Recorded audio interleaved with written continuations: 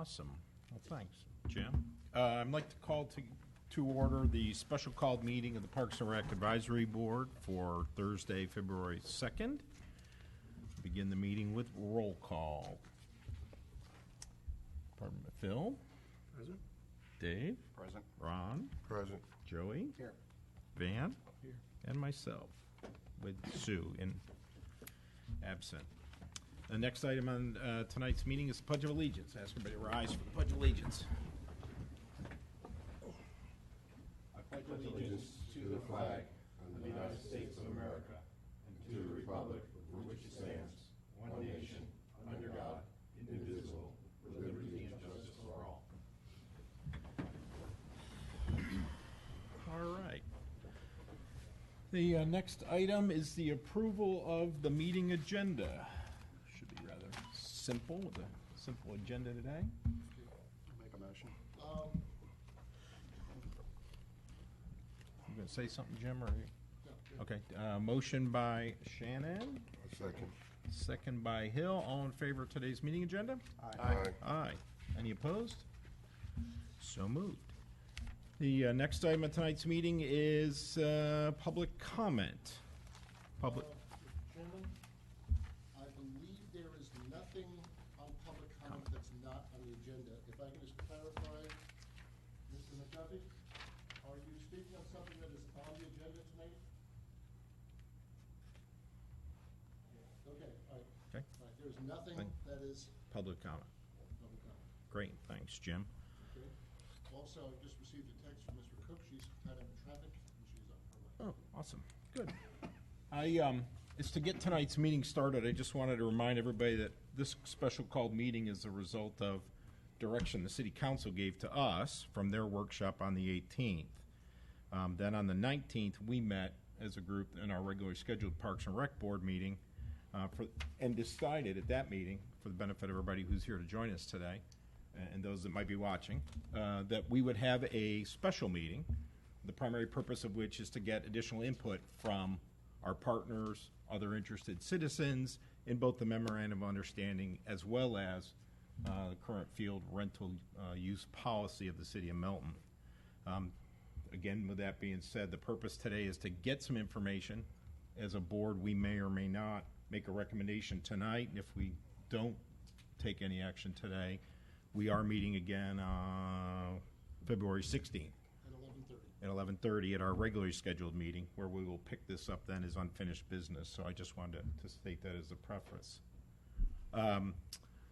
So the only item of new business on tonight's meeting is the discussion of the memorandum of understanding with the City of Alpharetta, as well as to discuss the City of Milton field rental policy. So that being the case, I guess the next thing is Yes. comment. I have a presentation for Parks and Rec Board.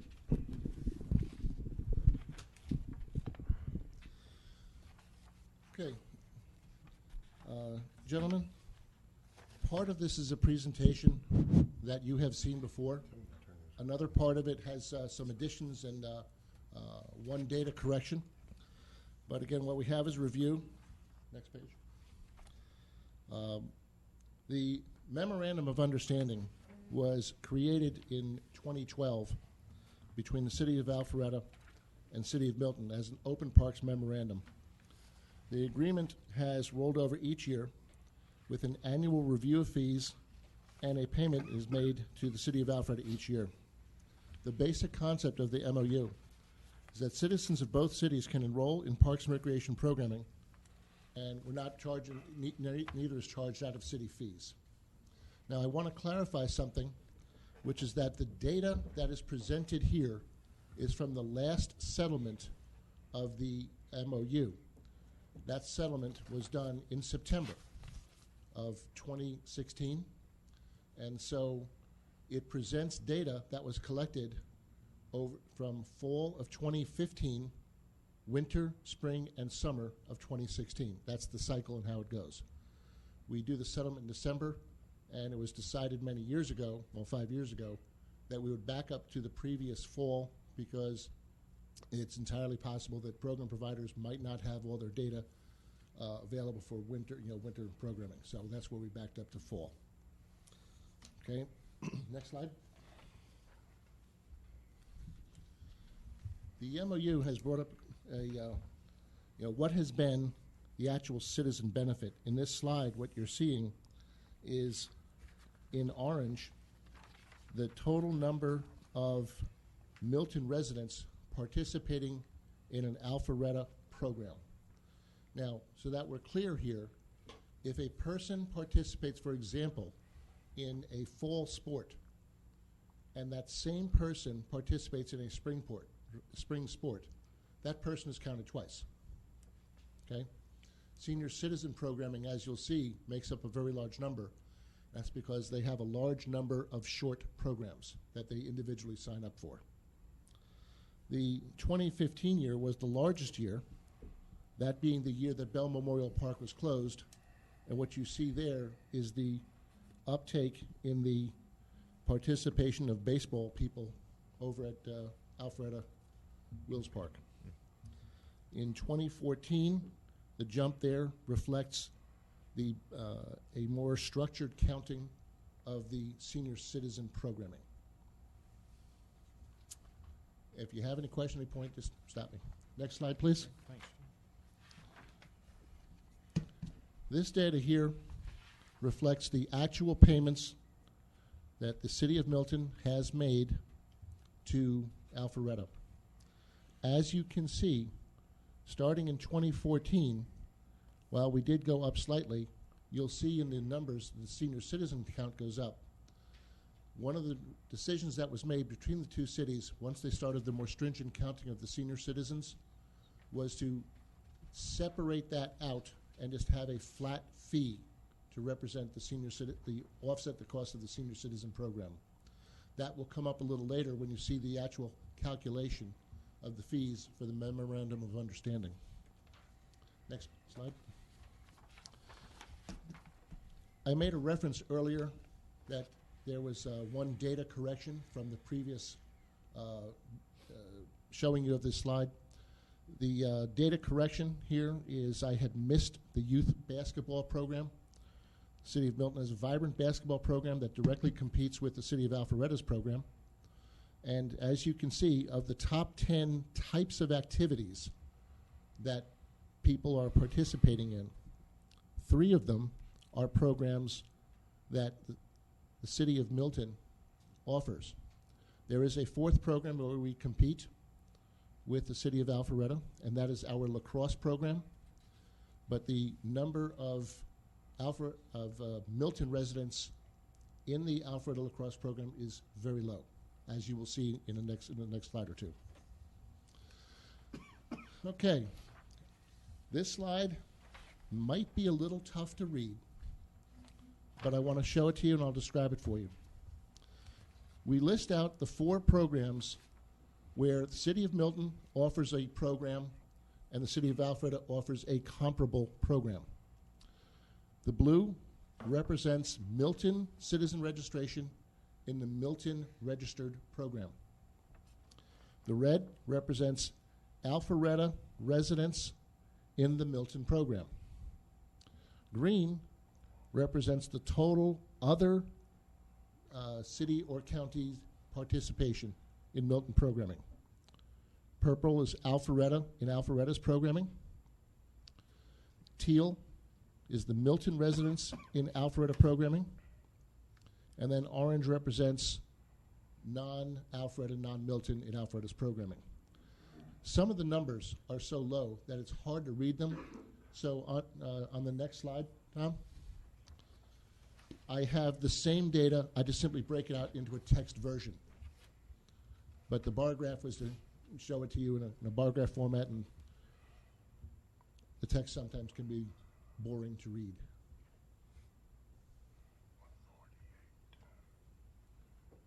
I'll give you folks a chance to look that over. Yeah, that's new. But that's helpful. Thanks, Jim, for laying that out.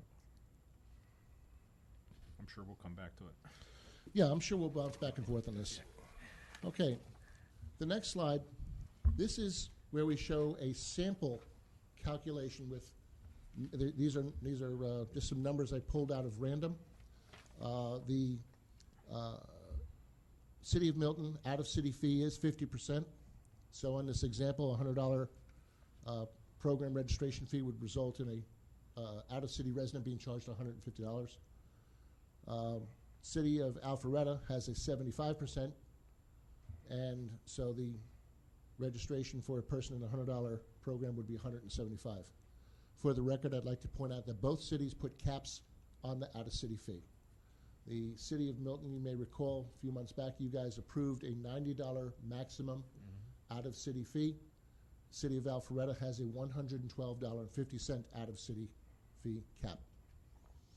So in this particular example, if you compare the fees that Alpharetta did not collect, subtract the fees Milton did not collect, that presents the net difference. Then there's part of the current arrangement is a capital investment multiplier of 50% or 1.5. And then you have that adult activity flat fee.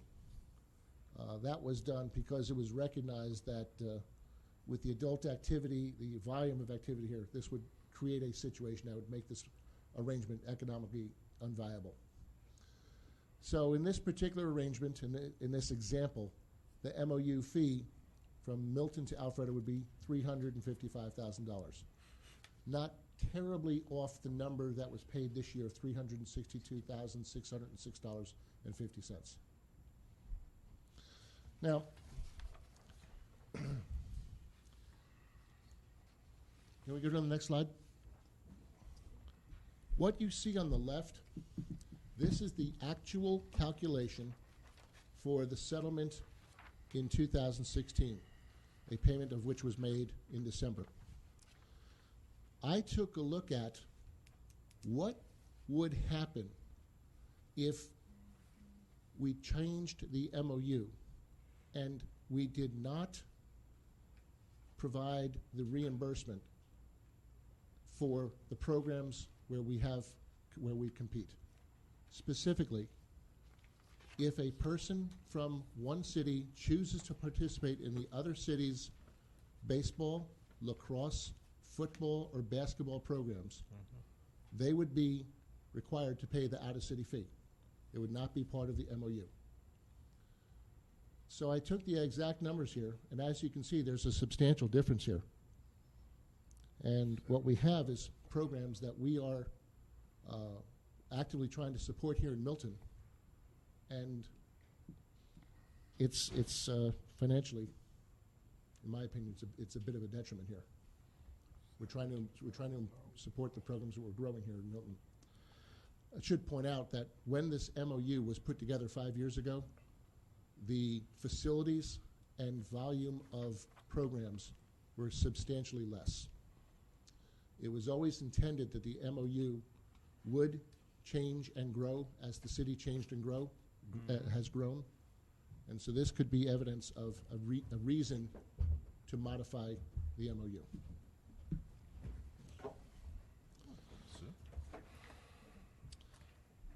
That's all I've got on the MOU.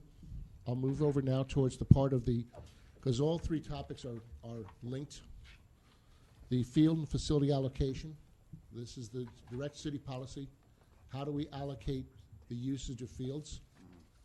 Again, you've seen this before. I don't know that there's anything terribly new here. We simply support Milton first.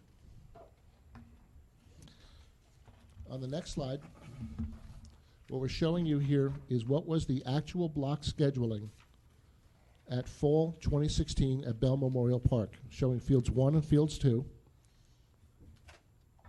The filled-in colors indicating the programming that was happening there. I'll take a moment and let you take a look at that.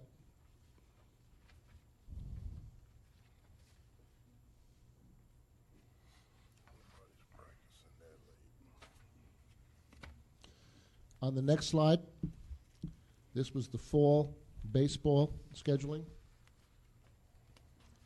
It should be noted that typically the fall season is smaller for both lacrosse as well as for baseball.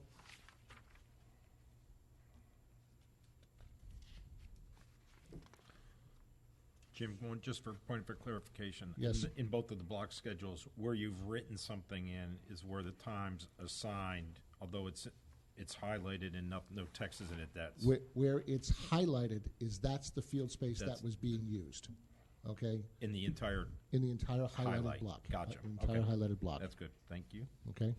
Everybody clear on that? Thanks. On the next slide, we are already started with lacrosse activities, and you can see the utilization.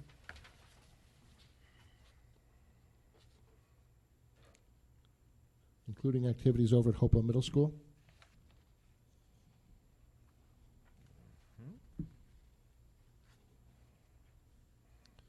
And on the next slide, what we have is the schedule as provided to us by the Hopewell Youth Association for the 4 baseball fields.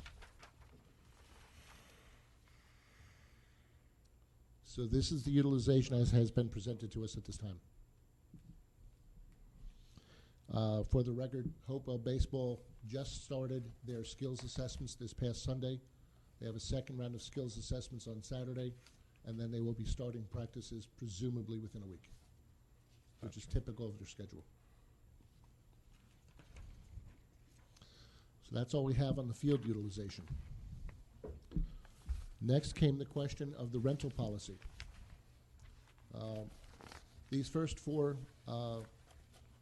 statements here are directly from the rental policy that the PRAB reviewed and recommended to council and was approved late last year.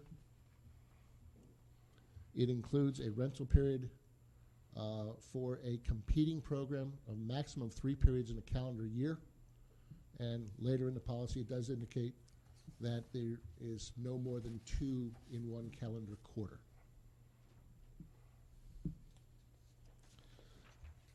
So the question that we were asked by the council for you folks to review is if a request is related for a program provider or some other sport where we already offer it and someone wants to come in and rent it, we allow a maximum 3 times in a year. What the question I have is what would other agencies do? So Tom McElveen and I did a survey. We picked 12 agencies quite at random: North Georgia, South Georgia, Central Georgia, cities, counties, sub-metro area. And this next page shows the responses that we collected. Interestingly enough, Alpharetta Recreation Parks made it very clear that they would not rent space to us for a competing program. And that's even though we have the MOU. That's their policy, and that's the way they do it. So the question came up about a request from a program in Alpharetta that wanted to use field space at Bell Memorial Park. And that is the whole reason that we are here. So if we go to the last slide, before you open it up to the your guests here, do you have any questions for me?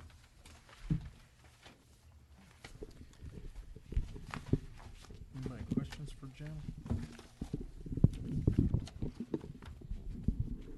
Hey, Jim, just a quick question. On your poll of those various municipalities or cities, is that an official position Yes, that they will not rent field space? that is for- correct. Great. Thank you.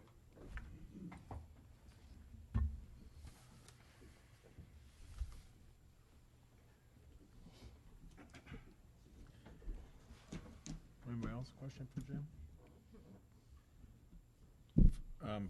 For my education, Jim, in the block scheduling for spring on rectangles, Yes, sir. just for a couple minutes, talk to me or talk to all of us about there's a lot of different names in this sheet. Help me understand how they line up We have, with our current policies. yes, we have girls lacrosse is run under Eagle Sticks, And boys lacrosse is managed by North Georgia Rec.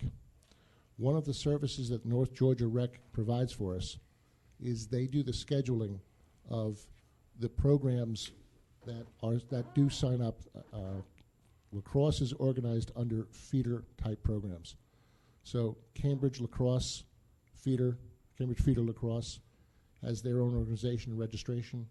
Milton Feeder Lacrosse, Kingsridge Feeder Lacrosse, as well as the Eagle Sticks. They all get coordinated by North Georgia Rec. Gotcha. To assure that we are giving boys and girls equal opportunities to the field, and making sure that we're trying to maximize that utilization of Bell Memorial Park.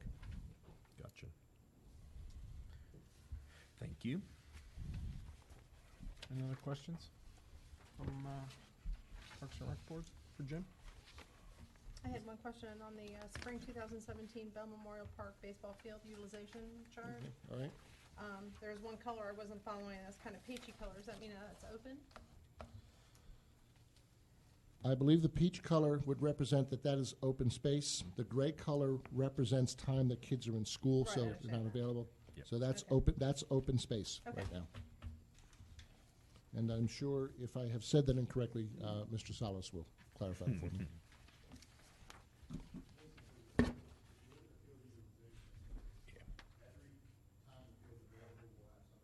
Yeah. Right. Would that change when school is out? Somebody wasn't practicing? Mr. Salas, tell you No. what, They'll fill it up and then. why don't we, do you want to open up to comment, or do you want to invite him up to answer that? Because he needs to speak in the microphone for the record. I don't have any more questions. We can go right to comment. We can go right to comment. I have one Oh, question. yeah, fanfare. Mr. Salas, we'll come right back to you, okay? Thank you. Is there, we have two rectangle fields, one football, one lacrosse. Did lacrosse also use the football field? Yes, if you look at the scheduling for spring, lacrosse uses both fields. We don't run a football program in the spring.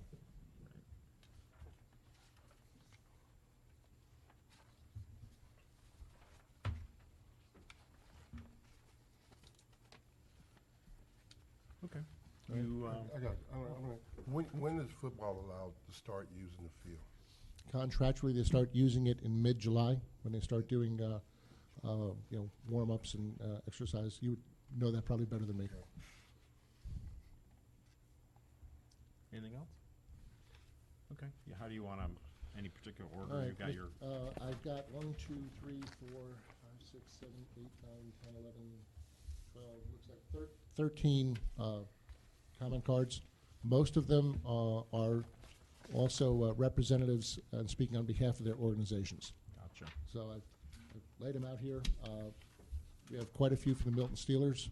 I've got representatives from Hopewell Baseball, from our lacrosse program, basketball, from softball program, which is benefits through the MOU with the City of Milton.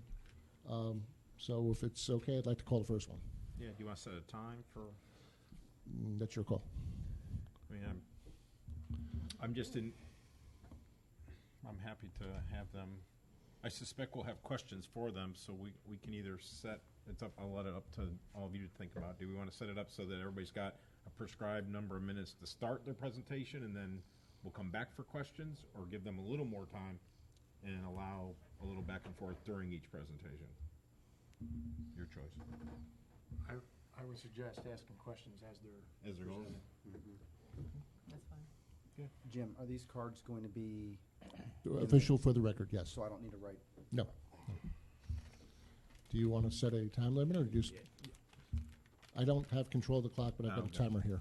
Yeah. I've got a timer. My gut tells me I'd like to set a time limit, just because I don't want it to go for 4 hours. But maybe we start it, and in all due respect to all partners, that we have maybe 4 or 5 minutes to 6 minutes to roll. If they start getting into 10 minutes, then we may have to think about it. But I'm not trying to reduce. I'm just trying to manage it. Set it for 10. Tip- Okay, that's fair. Why don't we- Yeah, why that's a don't we- good Why idea. don't we set it for a 10-minute? Okay. That's a good. All right. So we'll let the And then debate. based on our input, our asking questions, we Yeah. can always allow that to go more. Okay. That's All fine. right, I've got a timer here. Great. Jimmy, I'll call the first comment. Okay. For the benefit of all who are coming up, as you approach the microphone, would you please read your name and address into the microphone at the start of your presentation? First, I'd like to call up Mr. Juan Salas. Mr. Salas has indicated he's speaking on behalf of the Hopewell Youth Association.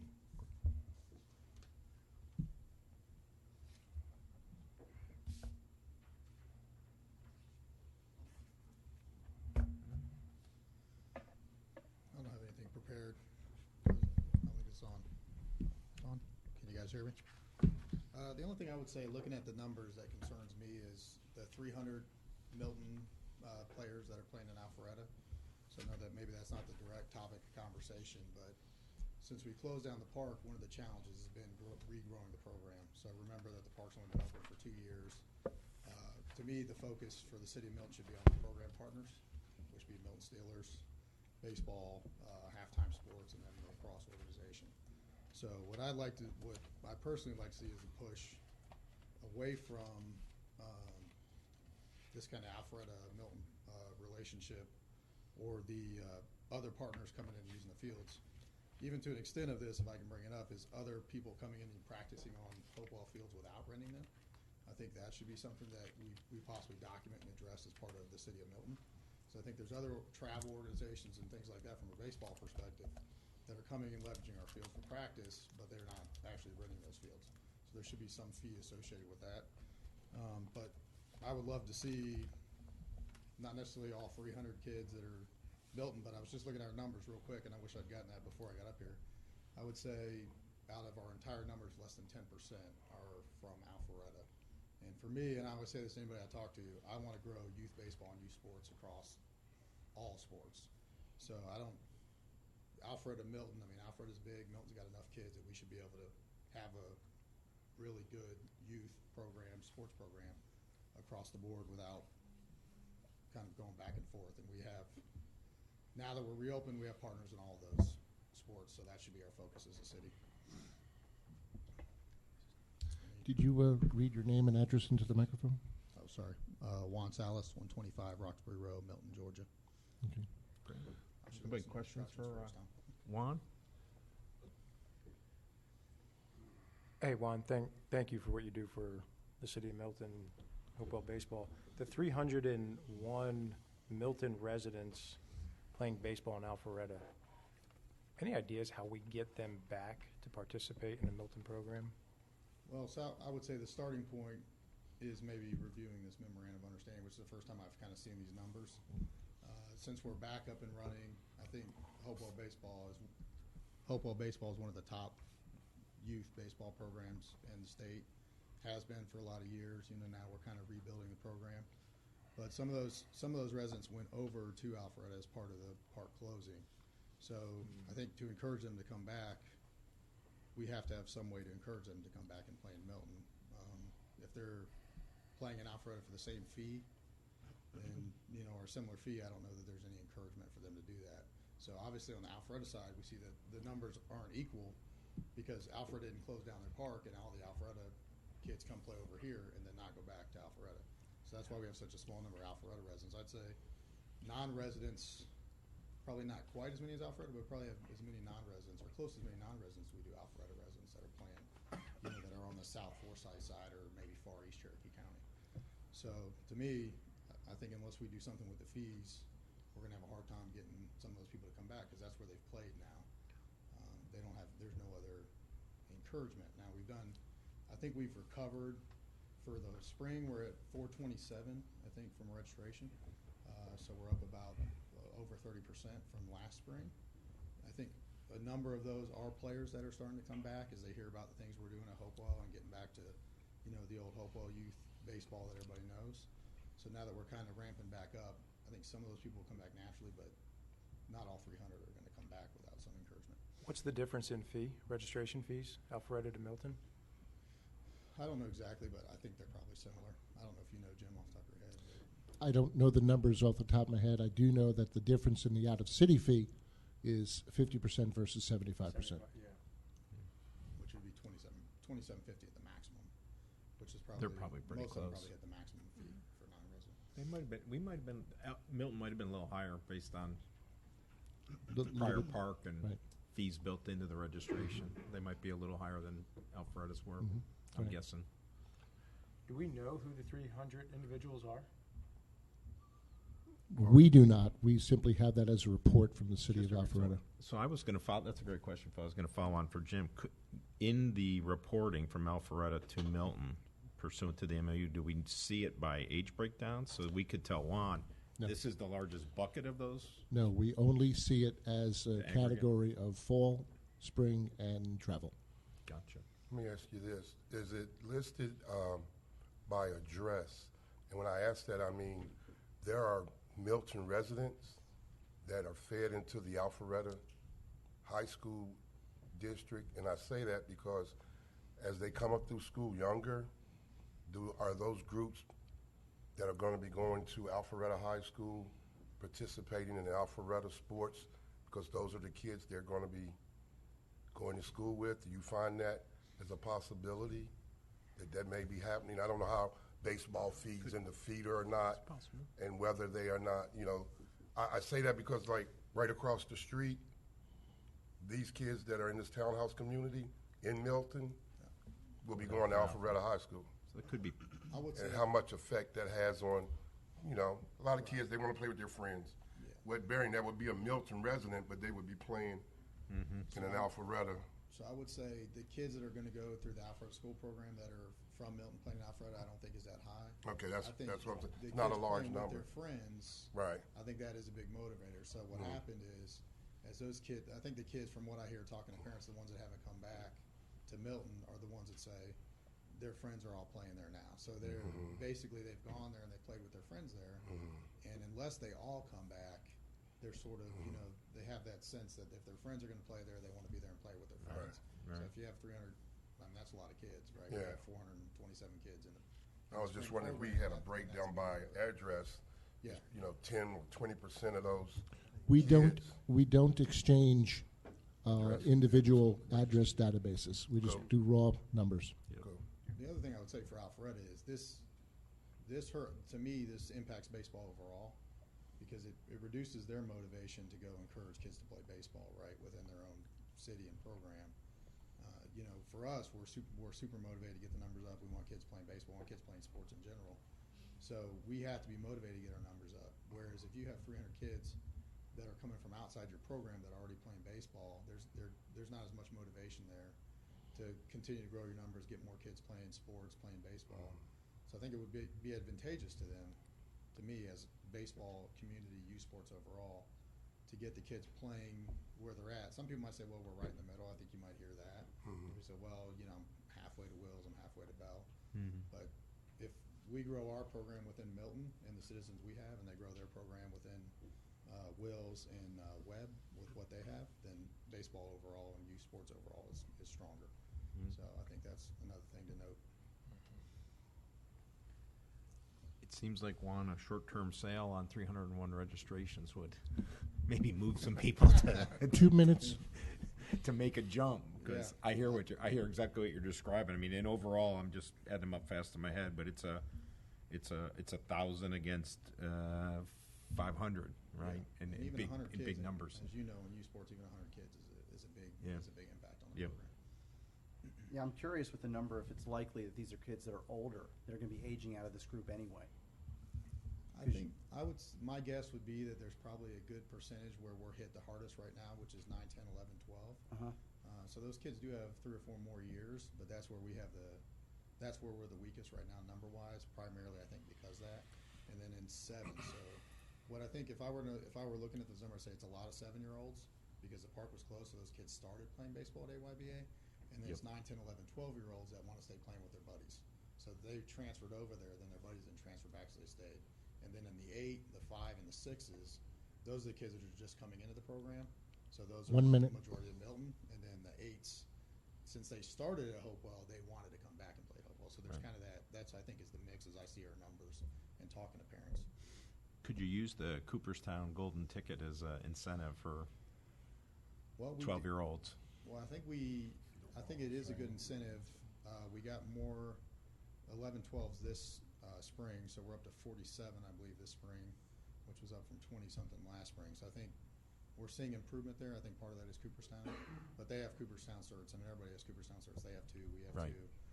Obviously, we have less kids that are competing for the same certs. Yep. But we did try to use that as kind of a, Gotcha. as a campaign to get more of Sure. our 11-12 kids to come back Good. and play at Hopewell.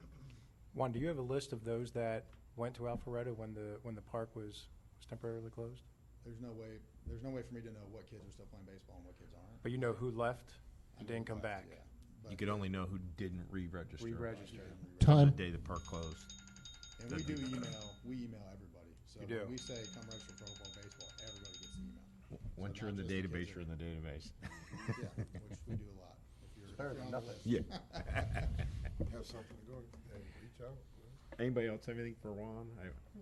Juan, do you have anything for, any other questions for us as we're, I appreciate your service to the Thank you community very as much. well as for your information today. Thanks. Okay, thank you all very much. Thank you, Juan. Thank you, Juan. Next, I'd like to call up, please, Mr. Brandon Allen. Mr. Allen has also submitted an affidavit that he is speaking on behalf of the North Georgia Recreation Lacrosse Program. Hi, my name is Brandon Allen. I'm the director of North Georgia Rec. My work address is 3000 Old Alabama Road, Johns Creek, Georgia 30022. As Jim said, we manage the league for boys. We also kind of handle the scheduling for girls lacrosse as well. So it's kind of all encompassing. We work in hand with Eagle Sticks on the girls side, and then we manage the boys side. We've seen tremendous growth in lacrosse, and it's kind of a good problem we're having now. We've got a brand new, beautiful park, and we're overflowing. So it's a good problem to have in my mind. If you had 3 fields for lacrosse, we'd probably book out 3 fields. So we make do with 1 field in the fall, and in the spring we utilize both fields for both boys and girls. So I'm here just to answer any questions you guys may have and show my support for my fellow providers. Now, the question is totally off. But it's about the rectangular field and lacrosse, but back to something else I asked. In the event that there's an open date or open space time with lacrosse in the spring, does football have first priority to book the field as a partner? So, i.e. football camp or something like that, if they wanted to do a city football camp, do they have first priority on the field, or who? In accordance with our policy of how we give out the field space, yes, we would go to an established program partner first. Okay. But y'all are pretty full. Yeah. I mean, lacrosse is a growing sport. I would wonder what effect is that having any effect on baseball? Are kids choosing to play lacrosse as opposed to baseball?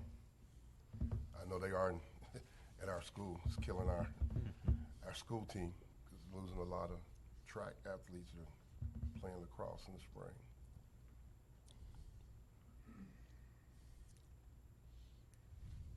Anybody else questions for Brandon? Anecdotally, a lot of softball. Into the microphone, please. Pardon? Can you go into the microphone? Anecdotally, I know a lot of girls softball players are going into lacrosse.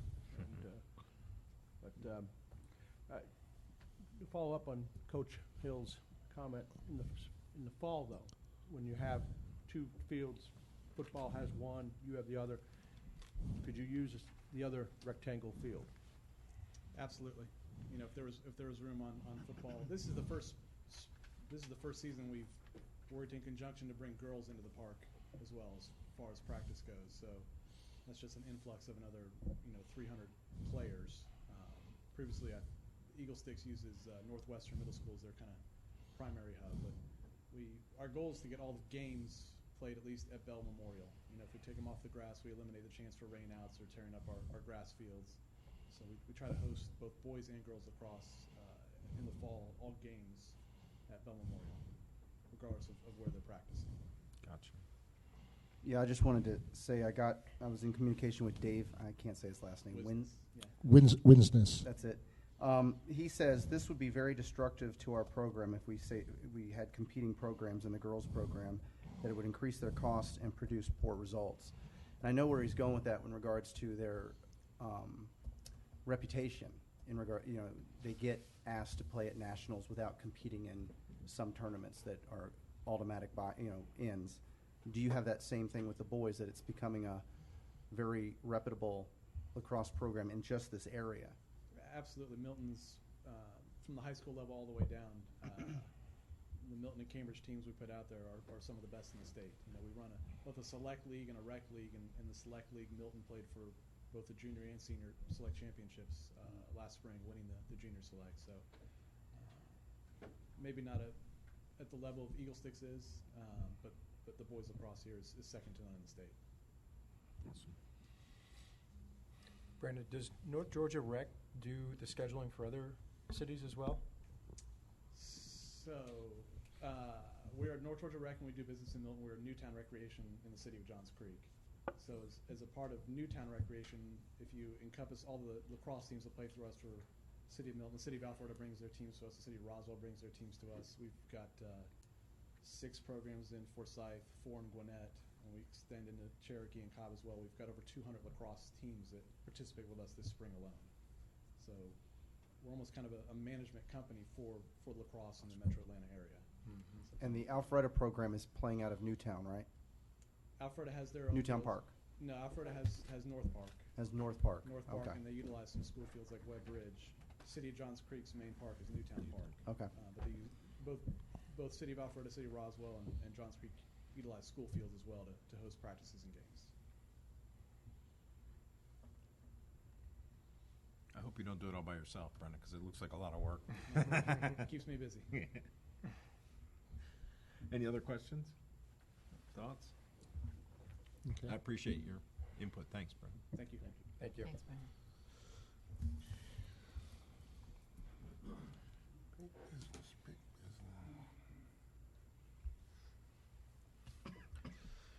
Okay, next, Mr. Matthew Priel.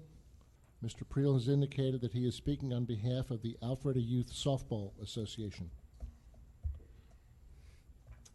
Hello. Once again, my name is Matt Priel.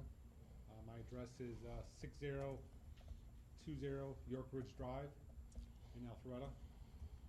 And I am the commissioner of the AYSA. And I'm speaking today on behalf of doing what is necessary to maintain the growth of AYSA. You just mentioned earlier one of the competitive factors we got to deal with in terms of girls softball are, quote, designer sports. And with that in mind, I'd like to offer that we just finished up our evaluations this past Saturday, and looks like we're going to see some growth. There's about 400 girls out there. And so I'm very thrilled by that, of which it's girls from Alpharetta, as well as at least 100 girls from Milton. So at least for those programs which Milton does not offer a competing program, I'm a huge advocate for maintaining a reciprocal agreement between the two, because it makes a big difference in us in terms of being able to sustain and continue to grow our program. And as a commissioner, I think it's the best program in the state of Georgia, and I'd like to see it to continue to grow. So that's the perspective I'm offering, and I'd like to see that reciprocal agreement continued, at least for that specific program where Milton doesn't offer anything. Thank you. Matt, what's your fundamental belief where we do have shared programs? Should that be part of the MOU in your opinion? Should it be part of the MOU? I think you have to look at it case by case, and I only say that because it's one thing to say it's 50-50. It's another thing to say it's 95%, 5%. So in my mind, you'd have to look at it and make a judgment call on each and every specific case. I can't just give you an overview, and in terms of the competing programs. Mm-hmm. In my mind, looking at it, I would actually look at it case by case. In the case, though, where Milton doesn't offer a program at all, I'm definitely a huge advocate for maintaining reciprocal agreement. If there was not an agreement what effect would those 100 girls that are from Milton that would not pay the out-of-city fee have on your program? What I can tell you, I can't give you a specific number, and I'm not an economics professor, but what I can tell you is that as the cost goes up that significantly, it's not going to help our registration. It can only hurt our registration. That's a fact. I guarantee you, it's going to hurt our registration numbers. And given the fact that we're competing so much against so many other activities and opportunities for girls, it would not be a good thing for our program. Matt, how many of those girls are playing rec versus travel? I would have to say off the top of my head, it's probably 80% rec, 20% travel. You know, I don't have the numbers right in front of me, but those numbers are available. So. And Matt, the AYSA is still being essentially run out of North Park. That's correct. We got it's a premier facility. 8 fields. Yeah. I mean, it's a fantastic facility, and so yeah, we utilize it quite well. Alpharetta property essentially located in the city of Milton. Thus, yep. Explains a lot. Is why we have an MOU. Because you have a fair amount of Milton residents participating in. And in my mind, I think from the standpoint, it's maintaining a reciprocal agreement specifically for a program Milton doesn't offer, like softball, is good for AYSA. I think it's good for the Milton girls. I think it's good for the Alpharetta girls. I think it's good overall. To be honest with you, I'd like it to get to the point where there were no city boundaries. I know that's not possible, but I'm just a big, strong advocate for AYSA. And I'd like to do anything that would keep girls from coming out and playing the sport. And I know that, you know, that reciprocal agreement certainly helps keeping the Milton girls coming and playing. And I think we offer them something pretty good at North Park. Yeah. My daughter went through the program. It's a fantastic program. Thank you. Are you doing any work with the Miracle League at North Park? Yes, the Miracle League is there on Field 5. They got a special field there. And we work with them in terms of scheduling and making sure they got utilization of that field. So we got a pretty good rapport and relationship with them. That's good news. Other questions? 5 minutes. Thoughts? No. None? No, I appreciate your time, Thank you. Matthew. Thanks. Thanks, Matt. Thank you.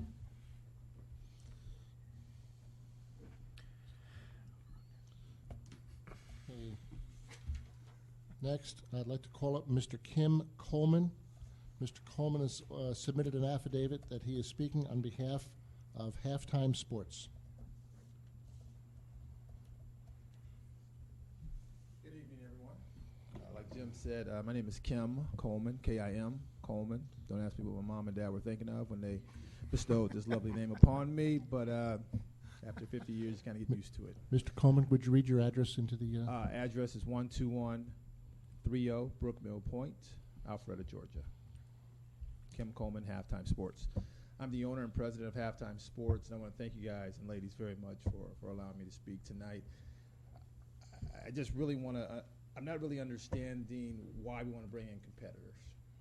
You know, this is kind of where we're a proud partner of the city of Milton. We handle the youth basketball programs, the winter programs. We do spring and fall Sunday programs for the city of Milton. And our program, we've been with Jim for 4 years now. Just took over the winter program a couple of years ago, and the growth is getting to the point where we're starting to make a huge dent in the youth program area. But we already have challenges, and that's with gyms. We have great partners in Cogburn Woods Elementary, Crabapple Crossing, Hopewell, and Northwestern Middle School. But some of our battles are their activities take place before we can actually come in. So if they have a concert or a play or something like that, school activity, then we can't come in to practice or use the gym for games. So my question to you is, we're already fighting against the schools to get gym time, and if we start to bring in some other outside partners or sources, that's going to really limit what we're doing for our city of Milton youth. So I just wanted to I didn't expect you to have answers to the questions, but I just wanted to throw it out there and just give you guys something to think about. Do you guys have kids K through 9th grade? Put them in our program. Put 'em in our program. We have a great program. I mean, you can ask Jim and Tom. We take the kids down. We work with the NBA, the Atlanta Hawks, Spalding, AT&T. We have some real fine corporate partners, and we get them involved in our program. So we take our kids down to Phillips Arena, where they can actually feel like a real NBA player. We have the whole arena for 3 hours. We've got the PA system. We've got the music. We introduce them one at a time, just like a real NBA player. We also take them down to Georgia Tech, do the same thing, introduce them to the coaches, the players. And that's what separates us. I think that's what separates us from the city of Alpharetta, city of Roswell, and these other programs. Is we don't just provide, basketball. We give them other experiences as well. These are experiences that we hope they will never forget. We're going to have an all-star day, February 25th, where it's not just the top players on the team. It's everybody's invited to All-Star Day. We're going to have dribble and shooting skills competitions, actual games, the whole 9 yards. So keep our competitors out. Help us. Hey, Kim, Yes. I'm going to ask you the same question we asked Juan. How do we get the 210 Milton residents out of Alpharetta back into Milton? That's a great question. And I was hoping we had their database or the information of the folks that, those 210 members. But what we do at halftime is we do a lot of marketing and a lot of stuff in constant contact, local newspapers, flyers within the schools. So we're constantly trying to get in touch with those folks who aren't already in our program. The 210 that are over at City of Alpharetta, I wish I had their names because we would have our staff sending emails and phone calls trying to invite them to our program. So it's a very good question. And we're going to continue doing our advertising and promoting to get not just those 210, but everybody else as well. Yeah. Who's doing scheduling for the Our courts? Our staff does the schedule. Staff. Yeah. So how do they get availability, Jim? Is that through Fulton or is that through us? No, it's through us. We coordinate. We have arrangements with the schools. It's one of the benefits of the IGAs that we have. Gives us first access to the gymnasium, first access behind the school itself. And then what we do is Tom does all the coordination. He's the interface between our program provider, Halftime Sports, and the schools, and then he goes on to School Dude and coordinates that with the schools. And then there's quite a bit of continuous follow-up. There are times the schools will have activities that they haven't listed in School Dude, and so we get the space, and then we find out at 4:30 that you can't have the gym today and things like that. So that's one of the challenges. But Is there a general location that's better for you? I'm just curious. any gym. Is Cogburn the most? Is that what you said? All 4 locations are great. They really are. And we have great relationships with the custodians. Uh-huh. And really, believe it or not, the custodians are the ones who, if you're in bad with them, you're not going to get in. Yeah. I mean, it's just the truth. Or you're going to leave early. Yeah, exactly. And we're very fortunate. We have great relationships with all 4 custodians. So they will contact us if, like Jim said, if there's there was a debate program that was going on a couple of weeks ago that wasn't on the schedule, and Peggy from Hopewell sent me a text saying, "Hey, Coach, debate's coming in tonight, so notify your coaches." So we have that type of relationship. 4 minutes, please. We have that type of relationship with them, although I don't like to get those types of text messages, but it's good to get them, and then we can alert our coaches of last-minute changes. And we let our coaches know in advance, we're behind, we play behind debate, school teams, choirs, choruses, and so forth and so on. So our coaches go into the season knowing. Parents don't always understand that, though. So we have to constantly work. Are your time slots for basketball okay with the current locations? Are you running out of space for practice, or? We are running out of space only because the activities that are going on Yeah. at the schools. Yeah. So if you guys built a gym, that'd be fantastic. Right. That'd be fantastic. Let me That's ask my you next this. question. What do you want? Jim? Do you have any tournaments or competitions that you and Alpharetta compete? Is that something you ever thought about doing? Do you want to get those kids back from Alpharetta? You know, as I know as a coach, Yeah. you beat them, they'll come back. Yeah, yeah. Set up a North Georgia or North Atlanta Christmas tournament or whatever during your season tournament. Invite one age group, one team from each age group of theirs and yours. Get in the gym. Watch how many want to come back to your program after you win. Mr. Hill, that is a fantastic idea. We presented it to the city of Alpharetta, They don't want to and do it. they shot it down basically because of what you said. If their teams were to lose, then kids would, come our way. Gotcha. That has not stopped us though from asking them every I year. understand. So Keep asking. we will. We will. So, Keep asking. thank you guys very much for your time tonight. Kim, one last question. 2 minutes. So talk about a little bit of, so just looking at numbers, sometimes hard to understand when you mentioned growth. Talk to me a little bit about your at 96, how you got there, where you've grown from, just to kind of put it in context for us all. We've grown tremendously, and it's been basically through our marketing efforts and also through the coaches that we've brought in on the rec program, because they've been the best marketing tool we've had, because they've brought not just players, but they brought teams over from the Y, from the city of Alpharetta. We've even had some kids come from the city of Roswell and even the city of Canton come in. So it's really word of mouth, and getting the right people around us that believe in what we're doing, have the same mission statement as we do and the same passion. And that's what's continuing our growth right now. Gotcha. So where we're, just for contextual framework, where were you a year ago? You're 96 now? I think we're at 125, and now we're at 187. Gotcha. And we're going to continue to grow. And Jim owes me pizza because we made a bet. And I like to eat. Any other questions for Kim? Great. Thank you, Thank sir. you. Appreciate everything you do Thank for you. our citizens. Thank you. Next, Jim? Yes. Next, I'd like to call up Mrs. Natalie Lester. Mrs. Lester has indicated an affidavit indicating she is speaking on behalf of the Newfound Life Youth Football League. Hello, my name is Natalie Lester, address 1160 Bream Drive, Milton, Georgia. I wanted to ask if you could go back and show the utilization slide on one of them, because I didn't see us up there, or it didn't look correct from where I was sitting.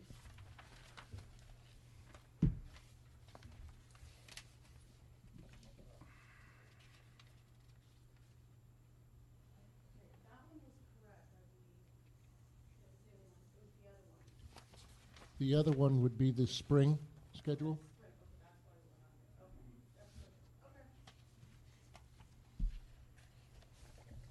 Okay, so my thoughts are with the MOU.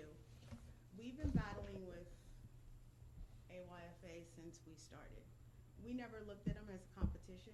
We looked at them, they were an established program who've been around forever, and we were just offering something different. We were new, we lived in the city, we have boys that played football, so we never looked at them as any competition. As our program began to grow, they started looking at us as competition, to the point where we were approached several times this past year and maybe 2 years ago to close our program down and give them all our players. And in return, they would do us the favor of allowing us to just do camps. This is 2 different times, 2014 and then just recently in 2016. I say this to say, we never worry about what they do. They are them, let them do what they do, and we are what we do. I think people should have choices. And the reason why they struggle is because they were the only sole football provider forever. And they don't want to share anything, okay? prime example, we tried to join the Miracle League. I heard this gentleman up here talk about the Miracle League. We tried to join it over Christmas, and they shot us down. As Mr. Kim said, which he's gone, they don't like competition in any way. Oh, he's still there? Okay. They don't like competition in any way, shape, or form. Okay? So it's not like we haven't tried to work with them. It's just always because they're bigger, they try to bully us. And the question was asked a couple times, because I know they have 187 football players. My answer to that is to put back the MOU. That's the only way we're going to grow our city programs. If we keep paying them $355,000 or $325,000, whatever we pay, that is absolutely ridiculous. We can't build a gym. We can't build a senior citizen program. We can't do all these things because we keep paying the city of Alpharetta more money, and it doesn't make sense. And what I have to, and I ask this, every time we have a conversation, it's always about AYFA who wants something from Newfound Life Youth Football League. I don't understand it, and no other program has to deal with it. They don't bother softball. They don't bother basketball. They might not want to compete, but they always come back to trying to take something from Newfound Life Youth Football League. We utilize that space because I heard that one of the things that was brought up and why this meeting's here is because apparently emails or phone calls came in that said that those 2 rectangular fields were empty quite often. That could not be the furthest thing from the truth. During football season, and as I stated when I spoke to Van, during football season, I could attest from July when we start conditioning till December when we practice for tournaments, Monday through Friday, we're on that field. Football has 9 weeks, 9 games. We have 4 home games for tackle, 4 for flag. So that's 8 Saturdays that we're on that field. In addition to, this year we held playoffs for all of flag, okay? And it was an all-day thing. So that couldn't be the furthest thing from the truth. Lacrosse shared fields with us on Wednesday nights because I guess they needed an extra slot. When flag finished on Wednesdays, lacrosse hopped on the field if we weren't using it. So we communicated through Tom, and it was a shared effort because we're Milton programmers. We want to be a team players. We're in the city because we love the city. And we're in the city because we have kids that we're invested. Our kids are 8 and 10. We're not going anywhere now. So that could not be the furthest things from the truth regarding the field utilization. So I was confused to begin with why this meeting was even called to share field space when you have a competitor that provides the same exact program as the city of Milton. Why would you even share anything with them? That doesn't make sense. If they don't have the program, I agree. Let them use our field, or we don't have a softball. Don't charge those girls money to play with Alpharetta. It doesn't make sense because then if it's too expensive, they're not going to play. And then it goes back to child obesity. Kids are not active. Kids are not doing anything. They're on their phones. They're on, So I say this: if the city of Milton has the program, the MOU is the only logical thing. Because if not, we're going to continue to pay Alpharetta, and we're going to continue to stay. Our programs are going to continue to stay small. We use that one field for 4 tackle teams at a time. 4 tackle teams we squeeze on that one field. And then for flag, it's anywhere between 4 and 5 as well. In a perfect world, we would love to do, 2 teams on that field at a time. But we can't because Milton doesn't have the availability. And we have Northwestern and all these other schools, but their fields are not very flat, and it becomes a hazard, especially when you're playing football. For other sports, it might work, but for football, it's a little more difficult. We've had sprained ankles while the park was being built, and our flag was at Birmingham Falls. It was kind of difficult, and then we shared it with lacrosse at the time, so it was each organization had a little chunk. So, does anybody have any questions for me? I admire your enthusiasm, by the way. This has been a long time coming. Yeah. I feel like, which I've never been bullied, thank God, but I feel like there's a bullier who's trying to bully us. And we're just not going to have it because I don't think it's fair. We've given so much, and we love our families. I just don't think it's fair that every time we turn around, I feel like we have to protect what we have. Kim has the luxury to advertise. Every year for the past 3 years after we sign a contract, we have to protect our space. Oh my God, they want to come in, they want this, they want that. We can't advertise. Last year we didn't start advertising until March or April. That does not make any sense because every year they find something that they want from the city that has to do with our programs. So would an MOU for non-competitive programs be a problem? I wouldn't put an MOU for non-competitive programs. It doesn't make sense to charge those families more because it's significantly more. But if we have the program in our city and we're working to advertise, I think the MOU should be placed. Therefore, our residents will come back and play because we have the programs. Those 301 baseball players, if you put that MOU, you think their parents are going to continue to play? Granted, some may because some have now become loyal, right? Like the 187 football players we have at Alpharetta. I don't even think half will come. I'll say about 20 to 30% will come. The other, it's siblings. They have roots in that organization, and that's fine. We're not after them. And that's what I was saying before. We're never after them. We actually want to work with them, but it's always an issue. I had an issue over in the fall. 1 minute. They tried to have me kick a kid, an innocent child, off of our flag team because he was a grade higher. He was 11, playing on a 10-year-old team, which the league we were governed under approved it. One kid. I mean, it was where they said they were going to call Jim, they were going to tell him, and I have emails that showed that they said that we cheat, we forfeit games. Could not have been furthest from the truth. Just because we had one kid on that team that was older, and our team, who ended up being the champions, beat their team. It doesn't make sense. So this poor kid was going to have to be the result of a sore loser. And I was like, I'm not doing that. Well, I can attest for one thing, and nobody knew I was there, but I probably was at 7 or 8 of games. I don't go talk to anybody. I go stand under the scoreboard or I stand on the hill. But I know what's going on. And I've been to North Park and watched the AYFA. And if I had a child that wouldn't play in AYFA, because if another adult talked to my child like that, then we'd have another problem. I've seen what goes on. Trust me, it's not going on unnoticed. Well, again, as long as no kid's being directly bullied, I feel like they should do what makes them happy and makes their families happy.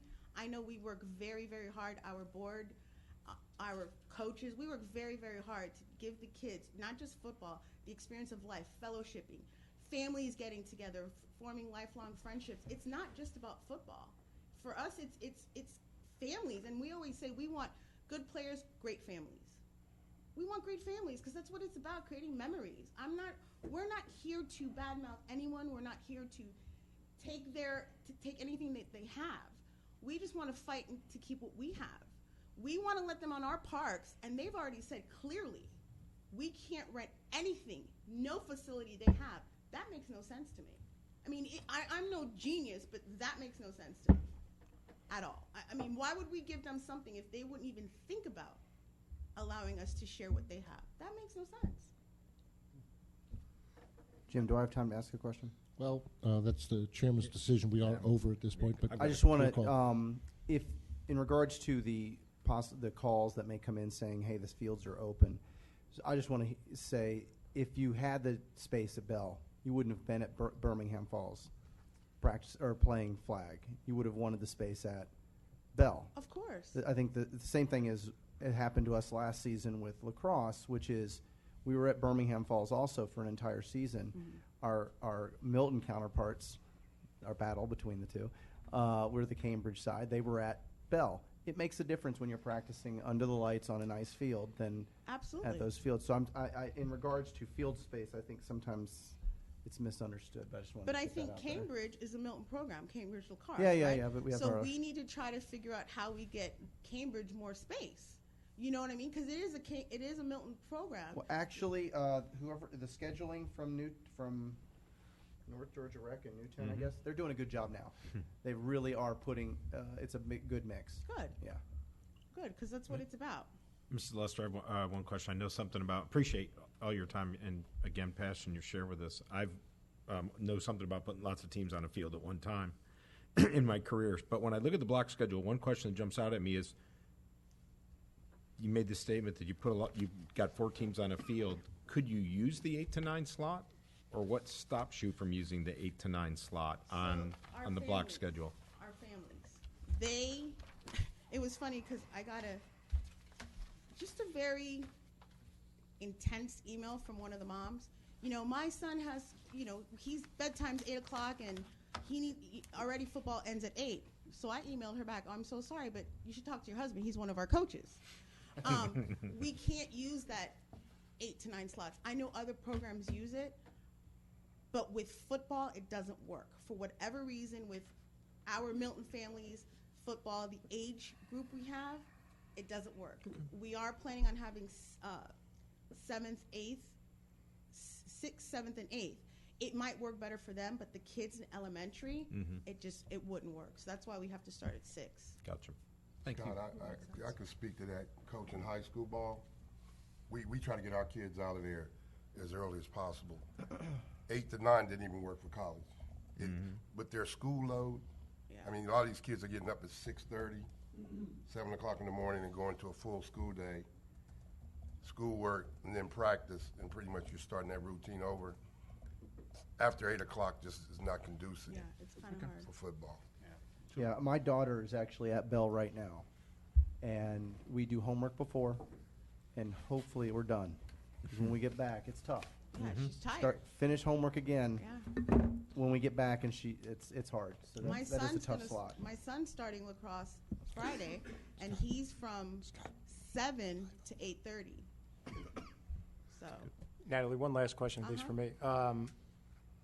Understand everything about the MOU that you've articulated. If there's one thing that the city of Milton could do to better support your football organization, what would that be? make us feel like we're family. I just always feel like we're being antagonized. I always feel like, again, we don't get the love that the other programs get. That would be the one way that for my opinion, to support us. Good. Thank you. Thanks for all your input. Appreciate what you do for the city. Thanks, Thank you, Natalie. I keep in my head, Jim, I want to say next witness, but And don't let me put in next that bill. participant in tonight's public Don't let me in comment. that bill. Okay, I would like to invite up to speak Mr. Tim Lester. Mr. Lester has filled out an affidavit indicating. I'd like to think I was pretty smart in putting his wife first. But Mr. Tim Lester's got filled out an affidavit that he is speaking on behalf of the NFL Newfound Life Milton Steelers. My name is Tim Lester. Address is 1160 Bream Drive, Milton, Georgia. How you guys doing? How you doing? Hi. Man, I don't know. I just got one question. As I was sitting up in here, I was saying, why rent space to Alpharetta if they don't rent space to us? Can somebody answer that question? Nobody can answer that question? For me, I didn't even know until today, until we got this information. I don't think any of us was aware that they wouldn't. It makes a big difference, and we haven't had time to discuss it amongst ourselves. And I'm sure that will come up early in the discussion. Yeah, because, I mean, I was asked to speak to NAFL about kind of working together, because I know, our city is growing and we're going to need more football space, and I think it's always great if you can work with the program down the street from to me. And I'm okay with working with people. But as we sat down, they told us straight up, hey, you can't do football, you just do camps. Well, my whole life has been based around football. And I think I know a little bit about football, you know. And I coached in high school, coached over NFL Europe, internship with the Buffalo Bills. So I got a little resume, and I got a little confidence in teaching the fundamentals of football and teaching life lessons more importantly. And I asked them, you know, my whole position to them was like, you know, why not NFL youth football? NFL youth football is basically newfound life youth football. And I kind of put it together pretty much after I retired from the NFL, how I went from the National Football League to a newfound life. And newfound life youth football is that program that basically changes kids' life. It's not to coach football, it's not to teach them how they're going to play for the Eagles or the Bears, but it's about life. At the end of the day, it's about changing kids' life. It's never been about football to me, but it's always been about life. So my whole thing was them. I said, you know, I'm okay with them being a part and being on this part, but they got to register up under Newfound Life Youth Football, you know, and I'm okay with them playing feeder football, playing Cambridge, playing Milton, you know what I'm saying? I'm okay with that. If that's what they want to do, right, if they register with me, I'll make a red team and a blue team. They can play Cambridge, and you know what I'm saying? They could be Milton. You know, I'm open to working with those guys, but at the end of the day, it's got to be a Milton program. You know, also, I want to touch on another basis about the shared space with the competition. Now, to me, if we share space with those guys, if we let them come down there and do a camp on our field, at the end of the day, they're going to recruit all of our kids and take them back to Alpharetta. You know, I seen something similar happen this past during the fall in August. There was a program came in, a 7-on-7 program, and they came in for one day. And then after that one day, they set up shop on Sunday running the program. They had one day, and they set up shop, and for about 10 weeks, they ran a program. And I sat there, and I couldn't even get on my own field. I didn't call nobody. I didn't complain. Tim, I have a question. Mm-hmm. They set up a program on our field. Mm-hmm. And what organization is this? It was a 7-on-7 program. I can't think of the guy's name now, but he was there every Sunday when I went. So we don't even know if he was paying a fee. No, Yeah. I can assure you there was no fee being paid. No, there wasn't no fee being paid. You know, because he said he was sharing space with the soccer guy. Because I asked him, I was like, you know, how'd you get on this field? I got this field. He said, well, the soccer guy told me I can use this half of the field because he got the whole field. We had no soccer person renting the field. Yeah. That was my next question. Yeah. Oh, this is getting better and better. Yeah. Oh, Milan. Yeah, I'm sorry. My apologies. We did have a person renting the soccer field twice. Twice. Gotcha. 2 times. How many times was it, Tim? He was there every time I went there. I mean, he was on there probably too, but the guy was there. The guy that ran the 7-on-7 program, he was there about 10 weeks. I'll I let mean, you he ran a speak whole to that. program. I'll let you speak to that. And I thought, I mean, everybody kind of thought it was me, but it wasn't Yeah. me. Not to interrupt you, Tim, any situation like that, and I know, again, your life is football, and I know you are about promoting football, but at the end of the day, you are also the program provider for the city. Let us know. Let someone know, because I can speak from personal experience. I think we had a conversation. I worked a young man out for the CFL. I had to rent the field at North Park. I had to have a $1 million insurance policy and $250 for an hour. Just me and that young man. But I went through the paperwork. I think I even called Jim to get the name of the lady I had to contact. She lived in my neighborhood, and it still cost me $250 and get a $1 million policy. So we do it the right way. Yeah. Anybody got hurt on that field, we could have been, the city could have been liable. That's why we need to know. Definitely a liability issue. Yeah, I didn't say nothing. I should have said something, you know. But I didn't. And but also, man, at the end of the day, as far as the MOU, I mean, I was back at AYFA several years back when I had to pay out my pocket, and I couldn't wonder why I had to pay money when the field was so close to my house. And I had to pay $75. Then they made me raise $100 to pay after I paid on top of that tuition. After I paid the $300, so after I had paid $500 and stuff, and it got to the point to where I realized, I kept saying to myself, like, why am I paying this extra fee, with this park so close to us? And so I eventually didn't really like the leadership in the organization over at AYFA. I really thought the kids weren't getting taught life lessons. So I left, and I was coaching over at Milton High School, and I was able to get field space and able to start the Milton Steelers over there to give Milton a name and a brand and to kind of separate them from Alpharetta, and that was my whole goal with doing it. But it's not all about the Milton Steelers. It's about the city of Milton. You know what I'm saying? It's bigger than me. It's bigger than the Steelers. And plus, the Steelers lost. They're not going to be in the Super Bowl anyway. I'd be better off being a Falcon today. And so to me, I'm all about the city of Milton, man. And I'm okay with kids coming up under my program, wearing their own helmet, wearing their own equipment, you know what I'm saying, and being whatever they want to be if they want to be part of our organization. I think a lot of people, they went 3 minutes. They went to this whole feeder thing after, they seen us fight and get the field. And so they wanted to try to change the game and say, okay, everybody wants to be in the feeder. Everybody wants to follow the Cambridge Bears. Well, we got 150-some kids in our program. So everybody don't want to be a Cambridge Bear or a Milton Eagle, but I'm okay with that because some people want to be that. You know what I'm saying? So I'm okay with just being the Milton Steelers and letting those guys be the Eagles or whatever they want to be. So I'm open. I'm open to work with those guys. But as long as they can come in up on the NFL youth football, and follow our rules and do things the right way, and follow our leadership, I'm open to working with them. Because we could use their field space too, even though they won't let us use it. Because we're going to grow. Any questions?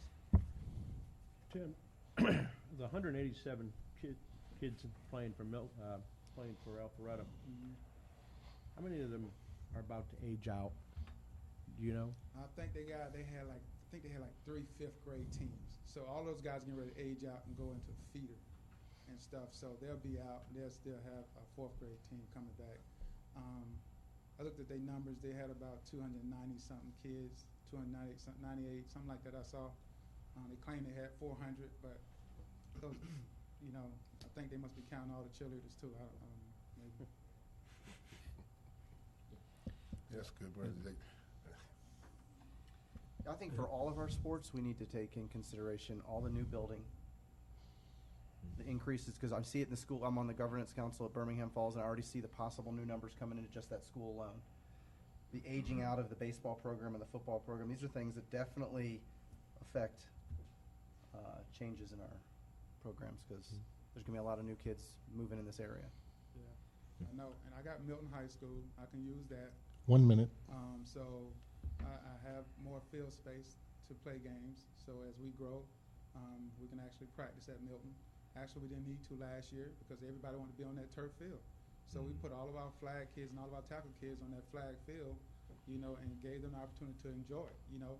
As we grow, I'll be able to use Milton High School. I just confirmed that with the principal yesterday.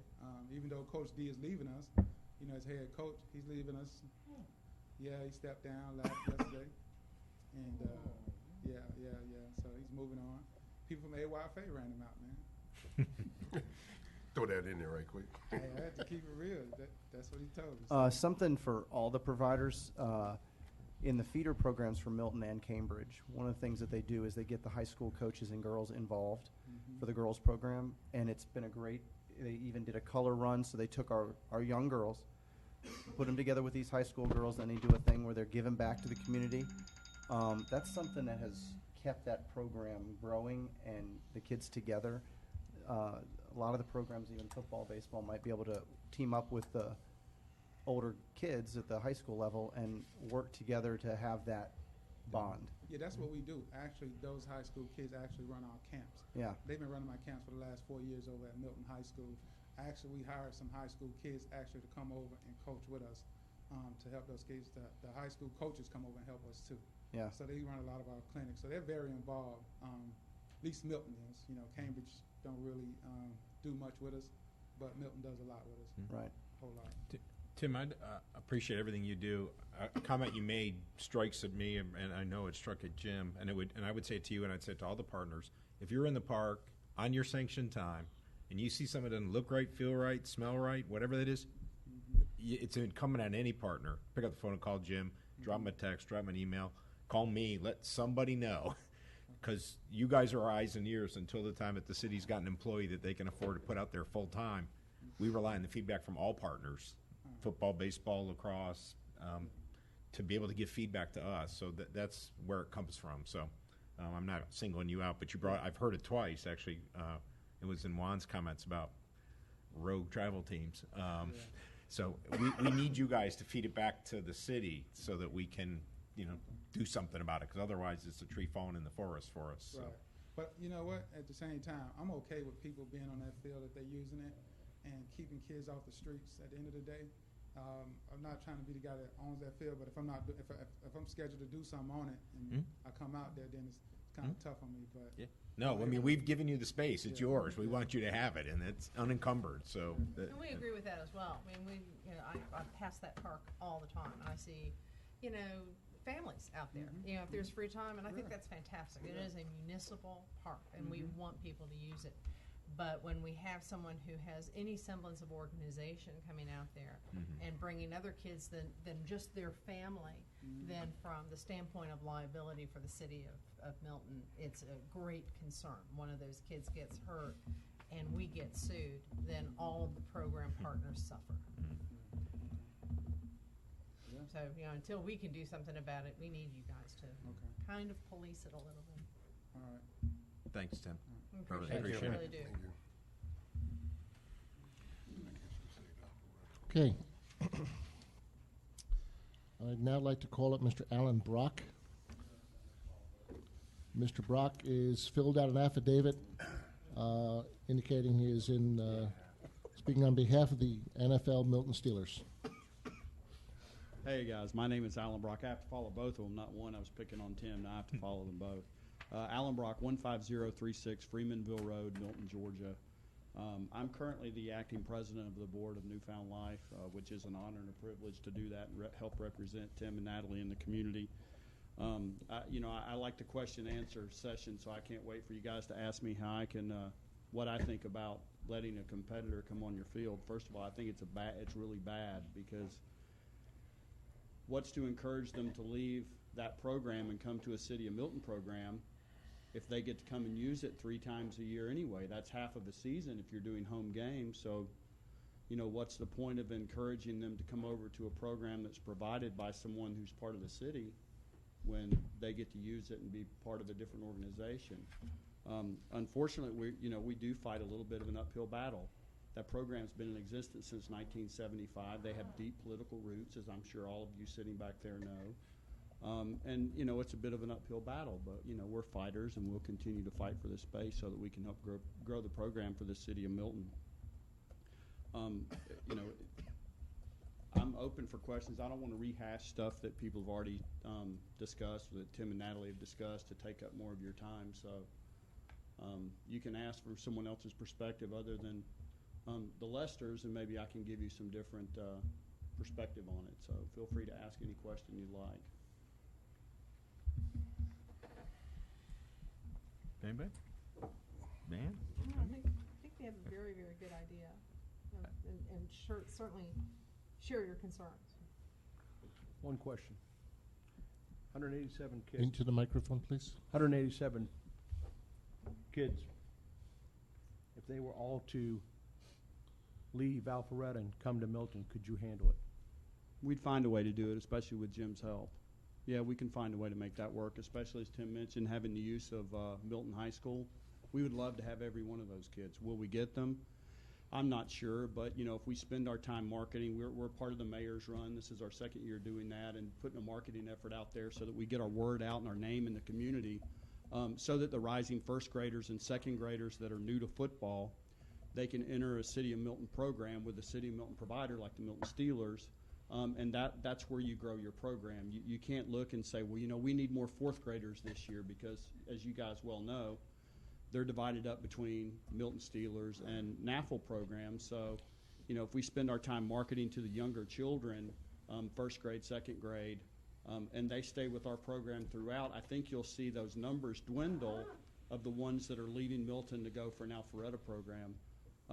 Additionally, I think if you guys would do away with that on the MOU, what's to encourage them to stay in a Milton program if you guys and taxpayers are paying the fee to the city of Alpharetta that they pay.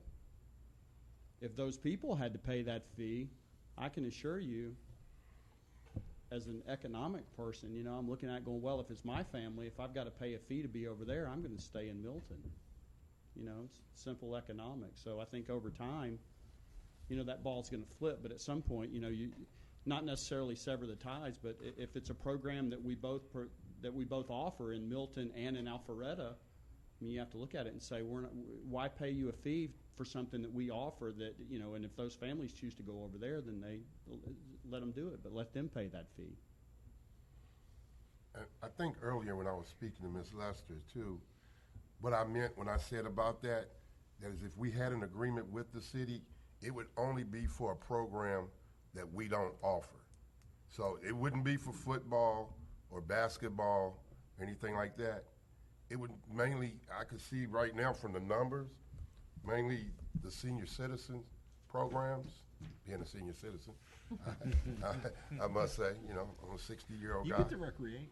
You know, those programs, but I would like to see the city, or as us as a city, maybe once a quarter, do a silly celebration where all of our partners would be there. It's like a field day at school, and they get to be there to sign up kids and let kids and families see what do we offer, because I guarantee there are a lot of families in the city that have no idea what we offer. None at all. And I have two 13-year-old daughters, and I'm a coach, and neither one of them are in an event right now. No, That's sad to say. I think as a But resident I of think Milton, that we need to do that.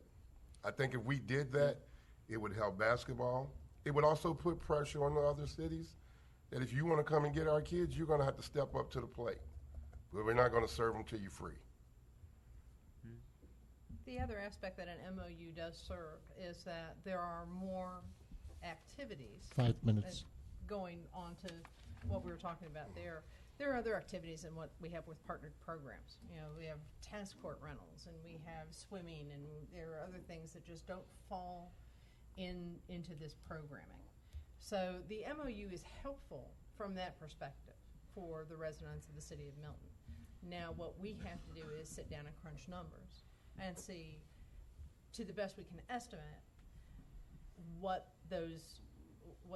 they can what is fiscally responsible for the city of Milton as far as that's concerned. Does that make sense to you?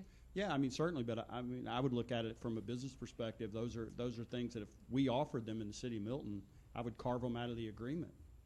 So, you know, look, absolutely, you know, absolutely. we don't have a senior center. We'd like to get one. Well, you know what we're going to do? We'll carve out the programs that we provide, like football and baseball. We're not going to pay that fee. We'll bank that money for 10 years and build a senior center. Mm-hmm. You know? I mean, we're looking at a $72,000 difference in money paid. Yeah, how long would it take to pay for a senior center? I don't know. I own 10 of them, so wouldn't take too long. It would start with land. But I mean, it's definitely. Any other questions? Alan, thank you so much for your help. Thank you. Thanks, Sam.